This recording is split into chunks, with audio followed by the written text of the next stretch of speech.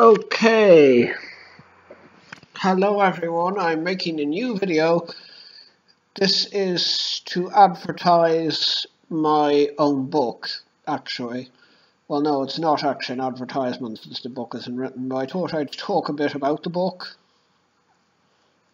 Anyway, I know I said I'd do disability in literature, but this technically counts since my book is basically about disability, to all intents and purposes. I'm not going to give away too many spoilers, because then there would be no point in you actually buying the book. So, yeah. As I said, the book isn't actually finished, but I know where I'm going with it, so which is good news. Basically, the premise is that it is set in a fictional realm called where the main continent is called Anglofair. I guess what kind of culture that's based on. Anyway, and the second continent is called. Actually, no, I'm not going to tell you what the second continent is called. There is a name for it, although only some characters refer to this continent by this name because, well, you'll see if you read the book. Anyway, it's kind of a dark joke between these characters. And yeah, it's rather disturbing actually, but you will get the answer in the second. You will get the answer to the second continent's name if you read the book. There are other continents as well. There's around 10 altogether. It is set in it's kind of a pseudo 18th century, 19th century world. I say pseudo because it's not a direct parallel. I mean, it starts kind of Napoleonic time, except it's not the Napoleonic time because it's a fictional world. So, there's a calendar called New Dawn. That's like the BC or the AD. The ND is it's abbreviated as ND, and it's when it's written down, and it equates to the AD of our time, and then there is a BD which equates to the BC of antiquity. So BD stands for before dawn. Now, why are we talking about dawn here? Well, that's a good question. Basically, the premise is vampires used to rule this world, terrorizing us and kind of using humans as puppets to start wars so that they could have large amounts of blood to drink. However, vampires were blind during the day, so a lot of them chose to come out at night. The novel is actually called Those Who Walk by Night. That's the working title anyway. Until I come up with something better, but I actually like that title, so maybe I'll just leave it like that. I don't know. I mean, you're welcome to your own views on it. If you have any suggestions for a better title, I'm open to the idea.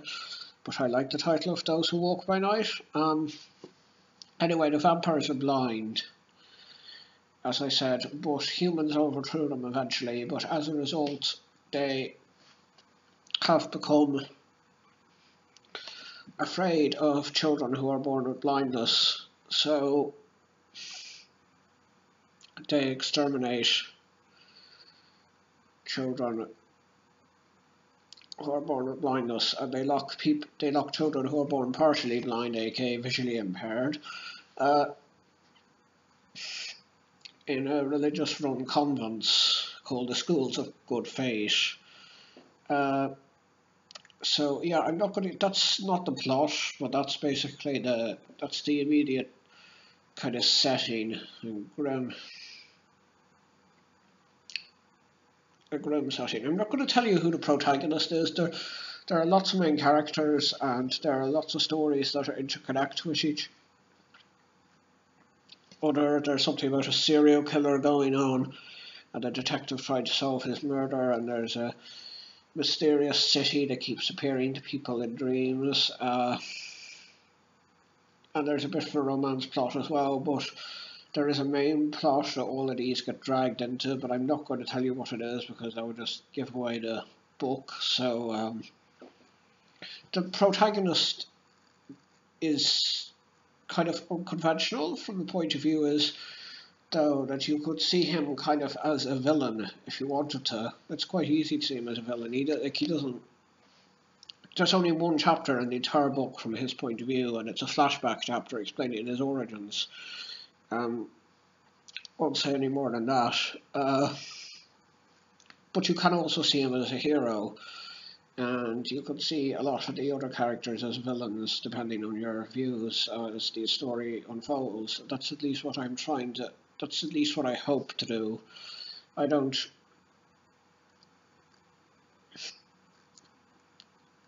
know if that's going to happen or not, but I would like to think that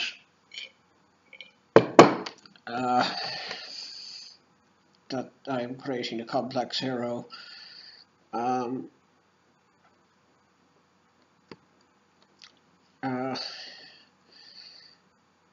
don't, as I said, I don't want to give away the plot, so I will. But if you want a little hint as to what to expect, I would say think along the lines of, and again, this is only a hint. It's not directly like these works. I'm hoping there's enough differences so that it will be original. But think along the lines of X-Men meets Dracula. If you want to get a feeling of what this book is about. Speaking about Dracula, the novel is told through diary entries and letters and newspaper articles, except for one character whose plot arc starts in the third person. There's a reason for that. I'm not going to go into it. It's not such a major spoiler, but I'm just not going to go into it. So yeah, but that character doesn't appear until the second volume. Let me explain the volumes. If there is one book, there probably won't be a series. I might split it into two books if it's going too long. But I want to have a conclusive ending in one book, but I'm telling it in the 19th century style of volumes, like Les Miserables was split into 5 volumes, I think, with multiple books in each volume and chapters in each book. So yeah, they're all volumes, but they're one book. So yeah.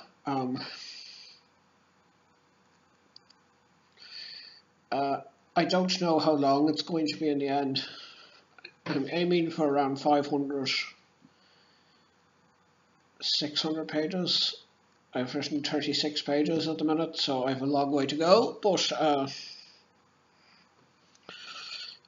we shall see. Anyway, as I said, I know what I'm doing for the most part with the book, so hopefully I will get it published within the next 4 or 5 years.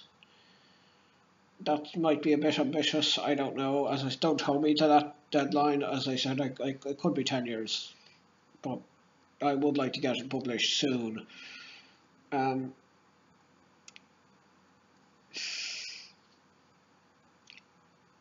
Let me know if you have any questions. As I said, I am open to discussing this book. If you want to ask me questions about the book, that is great. But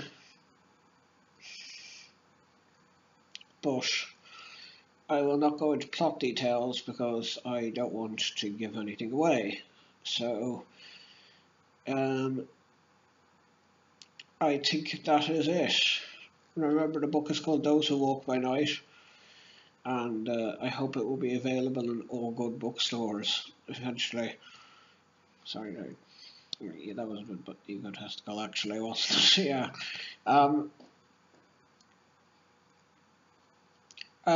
Yes.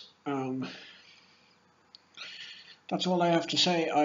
I want discussion on this book, so One of the reasons I wrote it, I should say before I finish actually, is I was fed up with the portrayal of disabled people in literature. I think for the most part it's badly done, so I wanted to write a book with a strong disabled protagonist. Okay, I've given something away about the protagonist there. I shouldn't have done that anyway.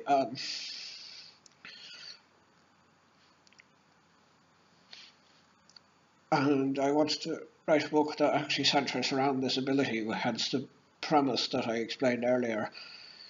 And I'm also a bit sick of the modern vampire genre, so I like 19th century tales like Joseph Le Fanu's Carmilla, and of course the master's work, Dracula. Uh, so, uh, so yeah, this is kind of the